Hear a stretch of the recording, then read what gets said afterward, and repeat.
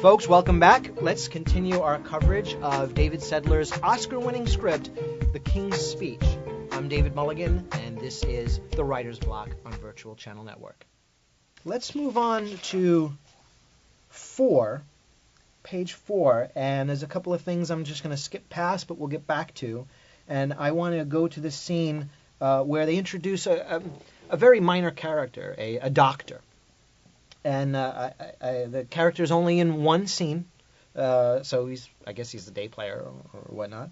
But listen, look at this. Read this description. It's very interesting. Close on Sir Blandine Betham, an elderly, unctuous, studiedly distinguished physician who simultaneously manages to combine pontificating and obsequiousness. I said it. Wow. So you're probably a spec writer. And, one of the things they say is write at an 8th grade level, right? Write at an 8th grade level so all the readers can understand. You don't want to throw too many really big words in there because the reader doesn't want to take the time to look it up or whatever. But this is a real person.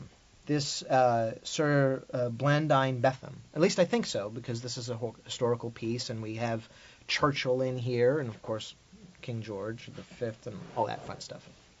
And I wonder how David came to describe this character, this real-life person, using language that is, well, these are $10 words, And I looked up the words, and I tried to put it in my head on my level. I mean, I don't use obsequiousness a lot. I don't know if you do.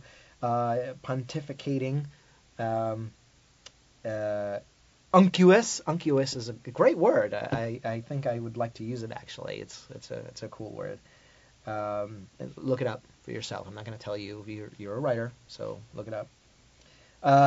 Interesting. He's only in one scene, and yet this little paragraph of description really shows who this character is in all its complexity. It's a very complex sentence using big words. But there's more. At least that's how I feel, and I'll tell you how I feel. And I feel that all of this, for this real person, it must have come from somewhere else. Somebody must have described him. Churchill is a very colorful character, and there are many people who describe who he is in very good terms. And in this case, David Sedler chose to describe him. He doesn't really go much into Churchill, but Churchill is Churchill. I mean, we all know who he is. This man, maybe not. And I think the second reason why he chose this wording is because it represents the whole world's view on what the main character's, Bertie's, what his problem is, which he's a stutterer, if you didn't know. I don't know if that's a spoiler. No, it's not. Of course not. It doesn't matter. So think about that. When you have a character, even a minor character, normally when you do spec scripts and stuff like that, you want to name your characters very carefully because the reader doesn't know. It's reading a brand new story.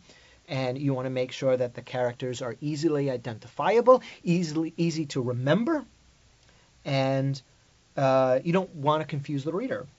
And in this case, he really goes the distance in describing this minor character that never appears again in the script. But he also sets a seed of an idea in the reader's mind by doing this. And he can do this because this is a real person. Even though it's played by a day player that just comes in for a day, it's a real person who had influence on the would-be king. And I think this plants a perspective, right? Because when we write a story, we want to show the reader, we want to show the auditor different perspectives on the main character's problem. And this is a really important one. And I think it does very well. It really sets it up on page 4. We're really starting to get an idea about how lots of people think about this particular problem the main character has. Something to consider. Take a look, read it yourself, and see what happens. All right, well, that's it for today. I hope that you join me next time on the Writers Bloc for Virtual Channel Network. I'm David Mulligan, your host. Next time we'll continue our coverage of David Sedler's The King's Speech.